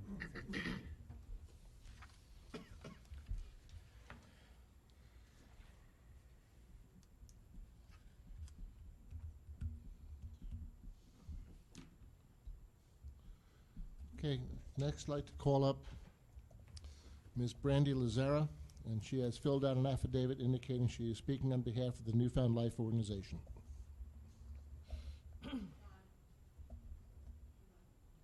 Okay, did not go, okay. Okay. Thank you, Natalie. I'd like to call up Mr. Bob Stewart, who has filled out an affidavit indicating he is speaking on behalf of the Milton Steelers. Hey, good evening, everyone. My name is Bob Stewart. Address is 158 Taylor Ridge Way, Milton. And appreciate everyone's time today. And Jim, thanks for putting together the numbers so well like you do. I know a lot of work goes into that. But I just came out here because I'm a coach. I'm a supporter of the Milton Steelers. I've been here since the beginning, so I've coached for 3 years. And just to kind of give a coach's perspective, I was actually driving here tonight, and I was thinking about field space, and I know that I don't know everything about what you all look at every day with respect to these subjects, but I know that field space is one of these hot topics. And I specifically remember it was one of the days where we had the flag teams were already out there on the field, and we had the tackle teams coming on. So there was a little bit of a crossover there. We really had a lot of practices going on. And so we had a group with our 8U team. We had a group off to the side in like the corner of the end zone doing a little drill. Because you can, if you get creative as a coach, you can really split up these drills to where you're not using a lot of field. We had some equipment way off to the side near the fence. And so we had a couple of kids match up, and they got into tackling each other. And some of the younger kids, what they don't know is just stop. You know, like they'll get to going, and they'll try to tackle each other, and they're running 20 yards sideways. So we kind of had that going on. They didn't have any perspective as to where the sideline was, and one of them fell down and hit his knee on the piece of equipment that was way off to the side. And so I remember it was actually Tristan, and it was a few days before the game, so I thought I was going to be in real hot water with the Lesters. But so it was just one of those things where we were really making do with what we had there. But if anyone thinks that we have extra space with these flag and these tackle teams, we really max it out when we're out there. And if we factor in growth, we're already behind the 8 ball kind of. So that was just one story I just wanted to share, in that we really do try to maximize what we have. The other thing is that, and I know all of you all are probably aware of this, but the leagues that we play in, they mandate how much we can practice. So there's a cap put on that time. And believe me, we are right up against that cap on the max. You know, we're very careful not to go over, you only have so much tackle. If you're on a tackle team, only so much tackle, and then the rest of it has to be helmets and shoulder pads or whatever the league you're in. But they cap that. And I remember there were a few times where we had a rough game on a Saturday, and we were out there Monday, and I'm thinking, man, we could probably use the day of rest because we had some banged up kids, but you know, nothing major. But you're just thinking, no, we've got to use this. You know, we've got to use it, and we were very adamant about using what we had. So the other thing is, I just wanted to try to ask the question that's been answered, or answer the question that's been asked a few times about how to market and maybe pull some more kids in. And I know we've done the parade. What was that parade called? Soldiers Day. So we did the parade, and we got the trucks out there, and that was really good. I think we got the Milton Steelers name around. But I think in partnering with you all to find out what else is there that we could do. We've got a great group of coaches in this league. Really, I was thinking about it. There's never been something that's happened in practice or in any games from any of our coaches that I've ever seen that I would disagree with. And that is really something special, because we have such a good group of guys and coaches and moms and families that we can really get into something if we know, you know, parades or whatever, how to market better. So I think, I don't know, I'm always open to ideas there. But that's about it. Any questions from a coach's perspective? All right, thanks for your time. Thank you. Thanks, Coach. Scott, Thanks. should we say why we're here in general to the different decisions that we're doing? You know, the MOU is one. I'd like to call up Mr. Tom Owens, and Mr. Owens has filled out an affidavit indicating he is speaking on behalf of the Milton Steelers Newfound Life Organization.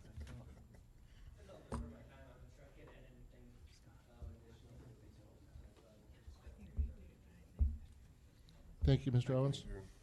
Thank you. I'd like to call up Mr. Brent Bouchard, and he has indicated that he has filled out a affidavit indicating he's speaking on behalf of the Newfound Life Organization. I'll defer. I did want to say something about the marketing part of it. You, My name's Brent you Bouchard. have to introduce yourself. 330 Wigton Drive, Milton, Georgia. Thanks. One thing I want to say about Tim is I happen to be a part of Sharon Springs when we started that program about 18, 19 years ago. And for those of you that don't know about Forsyth County, when I grew up, I moved up there after I got married in 1991 or 2. I can't remember now, but when we got married, we lived up there. You could go out in the backyard and shoot your guns at night, target practice. There was nobody you're going to hit. And then now all of a sudden you can't do any of that, especially around the Sharon Springs area. I moved down to Milton about 12, 13 years ago, and one of the things we did up there to market to the kids, because at that time the parks that really dominated were Bennett Park up in this exit 17 and Midway Park. There was money, there was old people that had been there for a long time. There was a good old boy network. So when we were starting, we were all the transplants. We were from everywhere else. So we took advantage of that. This year I had the privilege, when I was coaching with Tim, I came up here from Paladin. So I coached for Pinecrest, and Tim saw us in the championship game. I said, hey, I want to coach with you guys in Milton. I only live 5 minutes from the park. I'd like to do what we've been doing everywhere else, do it here locally. And so I had a kid that had played for me when he was 5 up through about 12 and went on to Birmingham Southern. Actually came back this year as a graduate, working as an accountant here in Atlanta, and coached with us this year. And what we did with him and his kids, we networked like with Tim. There's nothing better than, I come from a business background. I went to the University of Alabama. I didn't play there, but I knew a lot of people there. And what we did back then is we brought guys into the network. And some of my coaches were friends with, Keith Brookins that played at Georgia Tech. I had him out at practice for the 8, the 9, the 10-year-olds. There's nothing like Brian Finneran or Billy White Shoes Johnson showing up at a game. Well, we've got that in Milton, where I don't know what AYF has, but we've got Tim. We've got Jerome Bettis. We've got some people that can bring some pop when they come in. So when you want to talk about marketing, one thing I want to leave you with is this. Let's use the talents that we have. Let's use the relationships that Tim's got. Some of the things that I can tell you that worked in Forsyth County that are today, if you go to that park, we started with give you an idea, the first time we went out to that park, we had about 150 kids total. We threw the football pads in the middle of the field, and we all went out there trying to figure out how we could get enough kids outfitted so we could play. When I left Forsyth County and the park started to break up at our peak, we had about 1,500 kids. On that park, imagine that with 2 parents and 2 cars. It was a fight to get out of that parking lot at night. You would be there for 30, 45 minutes just trying to leave. We can do something similar here. Maybe we don't want it that big, but we've got the potential to do some really great things. So I just want to encourage you, be creative on the advertising. There wasn't a middle school or an elementary school, especially the 5- and 6-year-olds in that county, that didn't know who Sharon Springs was, because there was a father and a mother like you that had kids in that school and said, hey, you need to go down to Sharon Springs and see what they're doing. We outgrew Midway and Bennett so much that we were 6, 7 times their size. And it was all because we networked with what we had. We didn't spend a lot of money doing it, but if you got us in front of parades or you're willing to promote us as we're the Steeler program, hey, we'll come. We'll bring it, and we'll bring experience. So that's all I want to share with you. Can you tell us your name again? My name is Brent Bouchard. Okay. Thanks, Brett. Scott, any question? Questions for Brent? Sorry. No, I think that's what I was going back to when I asked about field availability when lacrosse. I know as a football coach and having coached high school, college, pro ball, advertising is a lot. And if our programs have the opportunity to advertise what they do, you have to advertise in the off season. You can't advertise during the season because you're already in. So I need to find football players in January, February, March, April, so that they're ready to sign up in August.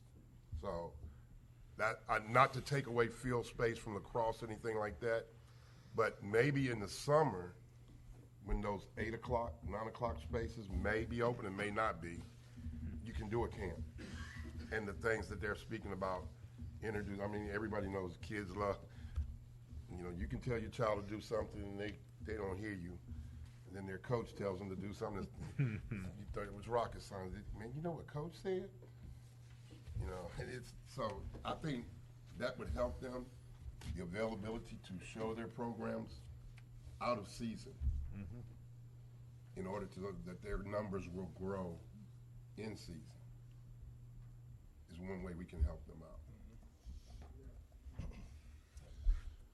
Okay. Next, I'd like to call up Mr. DJ McDuffie, who has just filled out an individual comment card.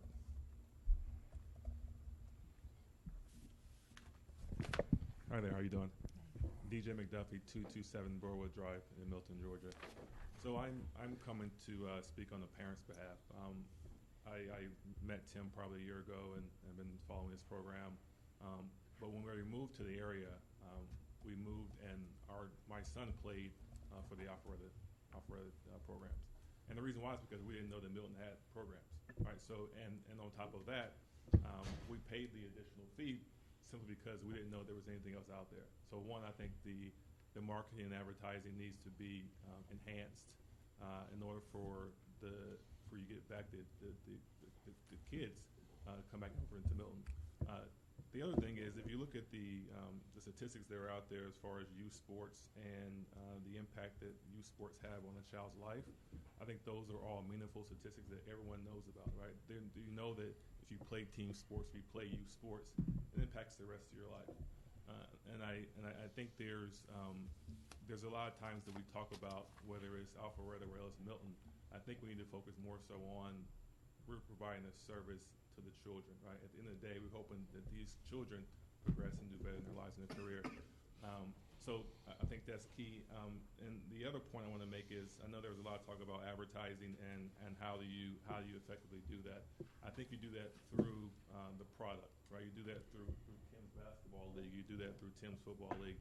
I think if you're able to showcase that product, and I'm kind of selfish at this point. I'm an entrepreneur and I've started a company, and what we try and do is we try to help reduce the cost of playing sports. So that's our whole mission. That's the whole thing we're trying to achieve. And we do that through the content. We do that through the children who are playing sports and their highlights. We offer a platform that allows the teams to have their highlights on our site, and we have advertising from all across the country, major brands that are advertising, trying to access these kids. But at the end of the day, what it's doing is allowing us to get the money into the community. So what we do is we have the advertising placed around the content, and we push that money back out to the programs to help them reduce the cost of playing sports, and also it helps them to grow their programs. So I think, I'll be willing to offer advertising space at no cost for the football teams, the basketball teams in the Milton area, so that you can get the word out there about the programs that are happening in the city. Questions? Anything free, I don't question. Thanks. Thank very you. much. Thanks, TJ.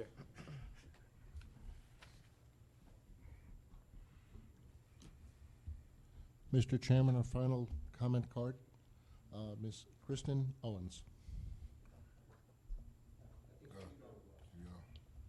I'm sorry?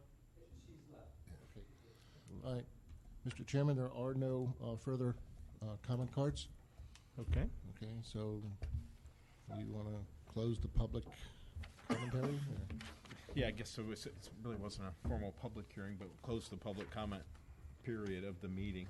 And then we've had a lot of great comment and a lot of detail from a lot of very interested parties today. So I would turn over the discussion to our board. You hear some comments, something strike out, someone that you want to open the conversation around either of the two issues, the field use policy or the MOU. We'll start there. So I just want to say this real quick to the partners that are here. I like what you guys were saying, because one of the things I do, I help coach my daughter's sixth grade team, and we like to say that we'd rather lose the right way than win the wrong way. And I hear that coming from a lot of you guys, so I just appreciate hearing that from all of the partners. I have a question for Jim. Last time we were in the meeting, we talked about what it would take in regards to building a community center, something about the amount of money it would take and how many years. I think it was 20. Are we still, is that right? I don't recall saying 20 years, but no. Okay. I thought there was a, I ain't got 20. how long it would take to build the community center, the cost it would take, and how many years it might take. Didn't we have a Well, the cost, of course, varies depending on how big you want to have, what features and functions you want, and a community center. right? But you know, the number I've tossed around is somewhere between $6 and $8 million, and that's just in talking to other agencies who have built community centers. How long it would take is ultimately dependent upon the decisions made for funding such type of project. But it is something that is on the strategic plan and targeted, and we're hoping to be able to encourage funding for something like that in the next 2 to 4 years. I had that off, so I was just curious if anything's changed, but I guess I must have had that number off. Perhaps I didn't speak clearly last time we spoke.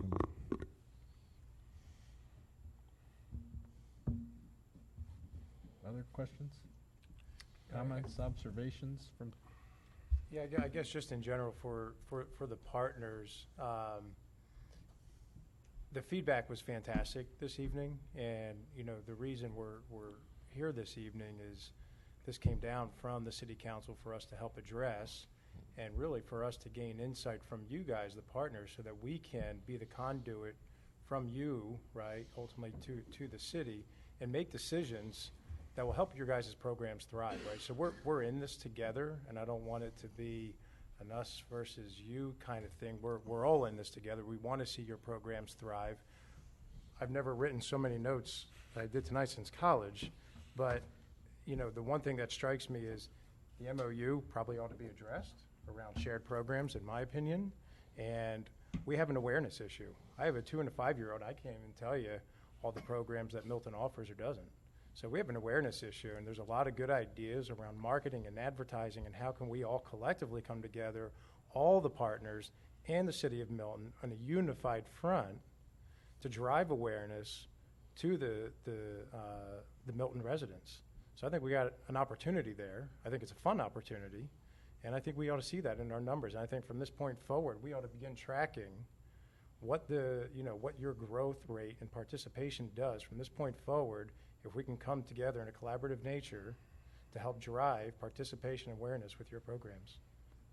So I look forward to that opportunity. Thanks, Phil. Anyone else? Now, I heard some interesting comments. Tim, you asked a great question, right? Why would we do something in the city of Alpharetta wouldn't offer us back in return, particularly as it relates to renting field space? And that's a pretty valid question that the council kind of threw to us. So that's one thing for us to consider. The other side of that discussion becomes a group of residents who want access to a public facility that may nudge us to revisit the shared programming and make a carve out for them, and then have an adverse impact on a couple more hundred people that weren't originally on the table. So there's another flip side to that. We do have a habit and history in the city of Milton of doing things a little different than other places, so I want to keep an open mind, although a number of Jim's research all said no. I'm not saying that it can't happen here, but I'm with a lot of people's, I think, sentiment that I heard today, which is, until something breaks, we would operate in the way that we've been operating, and we've had plenty of discussion about field rental policy before. If we could either entertain some motions to make some recommendations tonight, or we could sit on this input for 2 weeks and come back and sort through it. I'm open to going in either direction. Anybody have any overwhelming thoughts? I think all this input was very good, but I think we need time to take it all in and put something more cohesive together. Maybe talk a little bit more about how this affects the depth of the MOU, whether or not the MOU is really serving any purpose anymore. We have to remember that when it first came into its inception, Milton had nothing to offer. So there was a very intrinsic purpose to this agreement. As Milton gets older, as we are able to provide more for our residents, I think the MOU is something that's going to have to be revisited. Or at least modified. Exactly. Well, and I think you touched on it, Sue, which is it created to serve a purpose. I think it still serves a great purpose. We need to remember we're an advisory board, so the MOU is a negotiation between municipalities that operates at pay grades above mine. This $50 is good, but but we could make a recommendation with a little more input. We've gotten input from partners. We probably need a little more input from staff to help us craft our recommendation to the council, which ultimately, for the benefit of all our partners who are here tonight, interested parties, ultimately this gets served up as a recommendation, as you all know, from us to the council. and then they're free to make their own decision. I'd like to also get some more information about programs that that aren't partnered. Mhm. You know, as far as what's going to be the impact of the MOU, if any modifications there too. Okay. So that all being said, I guess I would entertain a motion to table so that we carry this to unfinished business for the next meeting. I'll make a Actually, motion to Mr. table. Chairman, there was no motion on the first place, so there's nothing to No table. motion to table, that's Okay. right. So then we just need a motion to adjourn to close this meeting then. I'll make a motion to adjourn. A second. Motion by Shannon, second by Rakook. All in favor? Aye. Aye. Thanks, everyone, for your participation tonight. And to all our program partners, on behalf of the City of Milton, I really want to take the moment, thank you for coming out, taking your time. Your input is extremely valuable and very much appreciated. Thank you all. Thank you very much for taking time out of your evening. Thanks, Really everybody. appreciate it.